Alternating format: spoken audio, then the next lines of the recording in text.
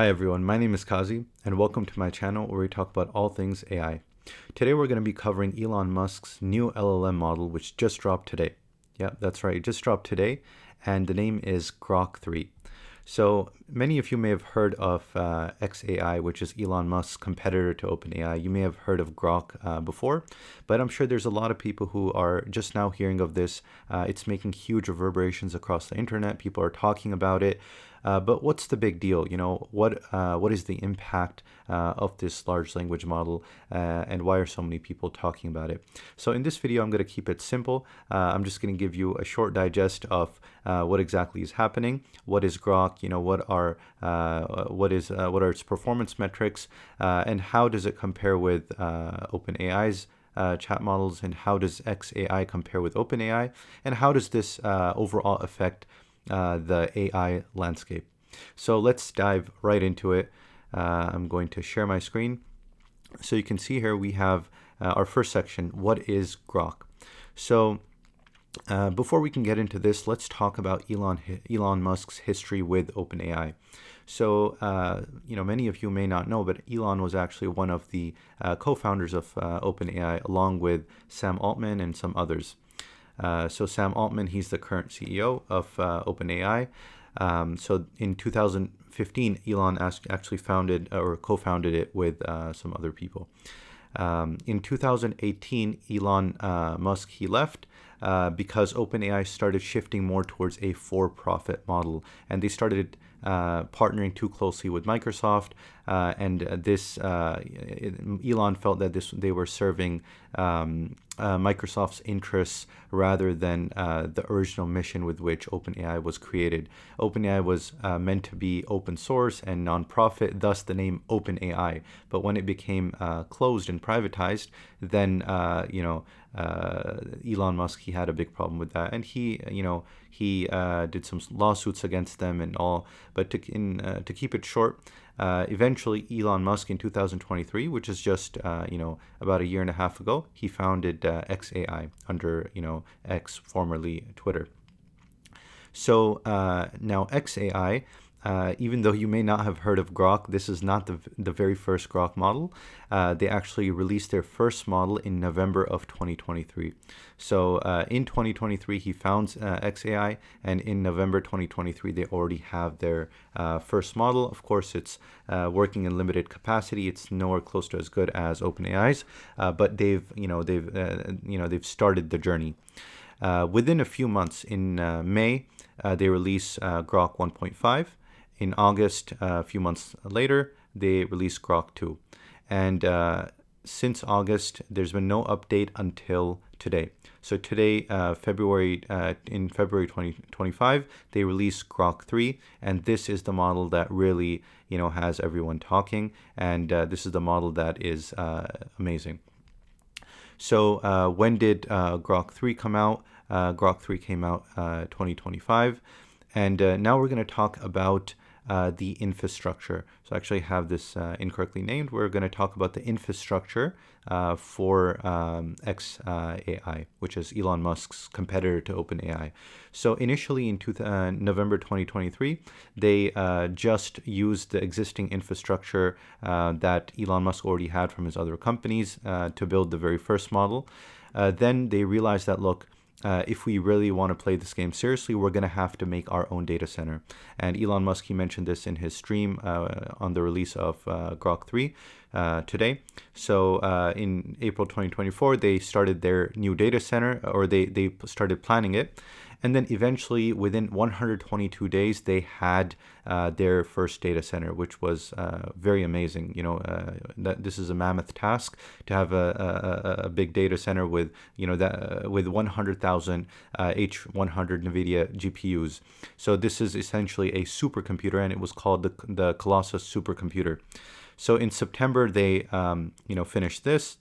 In August or September, and then in January 2025, just this past couple months, they added another 100,000 H100 GPUs, and they have a very amazing supercomputer. This data center has 200,000 NVIDIA GPUs, and they use this to train Grok 3.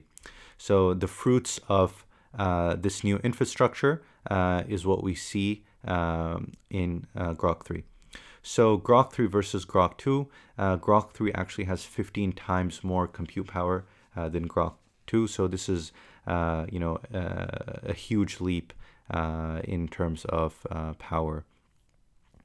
So we can see some images that they shared. So this data center has total 200,000 GPUs. In phase one, they did it in 122 days, about 4 months. They installed 100,000.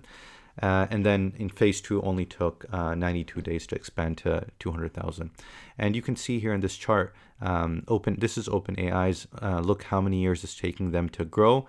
And this is because they were the ones who were pushing the frontiers. So there was a lot of research going on, and they were, innovating. And then after that, it became much easier for other companies to come along and develop, because the technology had also advanced, the chip technology and GPU technology.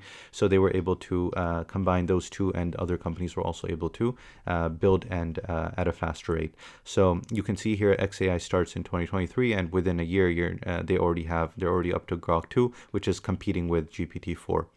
So, and now we have Grok 3, which is even, and it's not Grok 3, it's early Grok 3. So it's even, it's the best one out there according to some studies. So now let's go to the next section. Let's talk about Grok's performance metrics. So LMArena, which does studies on LLM models, they do blind testing basically, which is they have a platform where they're able to present two different models or results from two different models, and the user doesn't know, and he has to select like which one is better. So it's blind testing, and there were like millions of votes and in different categories, and Grok 3, they actually had theirs tested as well. So LMArena, actually, they rated Grok 3 the highest out of all the models so far. So it received an overall score of 1402, slightly above 1400, and previously no model had gotten such an overall score from them. So this was, pretty big. This is pretty big, especially a few days ago. I think most of us have heard, like Elon Musk, he put a bid to buy OpenAI. I don't know if it was a troll or if it was serious, but he's messing with them all the time. And there was a back and forth between him and Sam Altman. Then they come out with this, and it beats, all these models from this one study. Obviously, they have a different methodology. This is more crowdsourced, and it's based on blind testing. You have other methodologies out there as well, and they may not rate it the same way. So this hasn't really killed, obviously, OpenAI, but it's pretty amazing that they came out and they're, competing at that level so quickly. In math, it scored a 52, in science 75, in coding 57, but let's see what that actually means. Here we have a table with benchmarks, so you can see Grok 3, Grok 3 Mini, and even this is just early Grok 3. They're going to have another one coming out, and like Super Grok, but with what was tested, you can see Grok 3 in math has a 52 compared to ChatGPT or GPT-4o, which has a 9, right? And if you take, other than XAI's models, then Gemini 2 Pro, they have a 36. So, Grok 3 is competing very strongly in this category. Now, if we come over to science, and this model was, primarily trained on math, science, and coding, for engineering. So in science, you have a 75. Can see the others have 65, 65, 59, 65, 50 for GPT-4o. So again, very strong performance here by Grok 3. And coming over to coding, 57 by Grok 3. And I use Claude 3.5 Sonnet a lot. It's really good for coding. It's one of my favorites, and to see that it's being blown out of the water but by Grok 3, that's pretty amazing. So the metrics are quite impressive. As for the context window, remember, like, the context window is the number of input and output tokens that it can remember, basically. So, for example, if you're working with with ChatGPT, sometimes it says, okay, now I need you to start a new chat. That's because the token or the context window has been completed and filled. So it needs you to start a new chat because it can't remember anymore. Here you can see this one, it has like 4 million, 2 million, 1 million. And just because a model has a huge context window, it doesn't necessarily mean it's the most intelligent. But here we have Grok 3 with 128,000. And 128,000 is pretty standard for a lot of these models. So it's at 128,000 tokens. And remember, a token is not a word, it's not a letter, it's somewhere in between. So 128,000, which is, quite large. It's pretty standard, though. It's nothing above and beyond, but it's not very low either. So now let's head over to our next section, which is let's talk about OpenAI versus XAI. How does XAI differ in their mission? So XAI's mission is, as Elon puts it, it's to understand the universe. So they want to collect all of human knowledge and build a supercomputer which can handle and process all of that and understand it, and use that to understand the universe. And in interest of doing this, they want to prioritize truth over political correctness. So you can try with a lot of, like with ChatGPT, you can try other models, and a lot of them are quite they censor quite a bit. So you will not be able to, and I remember like using them earlier, they were not censoring as much, but as time progressed, then there were certain sensitive areas where they would not allow the large language model to give you a response. So here, Elon Musk is making a bold statement that we want to prioritize truth, even if it is not politically correct. So, different people may have different views on this, but, this is what Elon Musk is coming out with, and it's consistent with his purpose of buying Twitter, which was to stop censorship. Although some people did claim that, even after he bought it and changed it, that there's still censorship. It's just over different topics. So, but this is his goal. He wants to prioritize truth over political correctness. So definitely, at the very least, you have multiple, you have more competition. So, this is good in a way. It creates a spectrum and people are free to choose what they want. So this is from the stream today. Our mission is to understand the universe. So let's go to our final section. So what is the impact of this on the AI landscape, right? So definitely it's going to take market share away from OpenAI, for example. Why? Because simply developers, they are using OpenAI's APIs, so they're recharging. You have people they're buying OpenAI's subscriptions, $20 a month, and so on, for a deep research, which is even more expensive.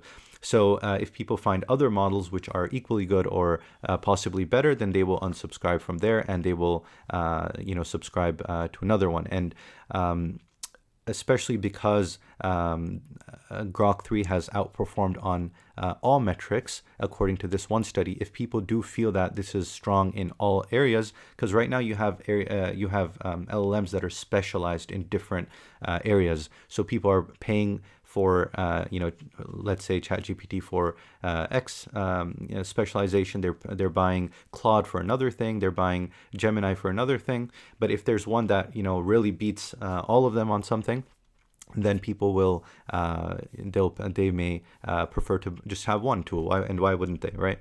So definitely the market share will be lessened for the other competitors, and it will be more distributed. You're going to have more competition. And because of more competition, the more competition you have, imagine you just have one company and that's it, right? So they're able to, freely censor. They're able to. It's a monopoly, right? There's no one challenging them, so they can have more censorship. If you have more competition, then you have to have less censorship in fear that your customers will go to other platforms where there's less censorship. And you're going to have eventually, with more competition, people are going to be building more specialized LLMs. Different LLMs will be, because someone else is going to come out and beat this one, and it may beat them in one area. So you're going to have a huge distribution of LLMs. And overall, I think definitely having more good LLMs coming out, this positively impacts the AI landscape. So I hope that this was a good summary of everything that's going on in the last 24 hours.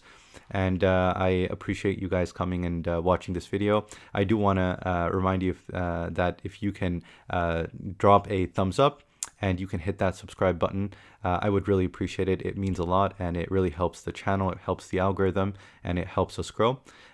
We have a mission by the end of this year. We definitely want to hit at least 20,000 subscribers. So I request that you guys help us out and help us make that mission come true. So thank you very much. And if you learned anything, leave a comment below. And again, hit that like button and hit that subscribe button. Until next time, guys, take care and bye.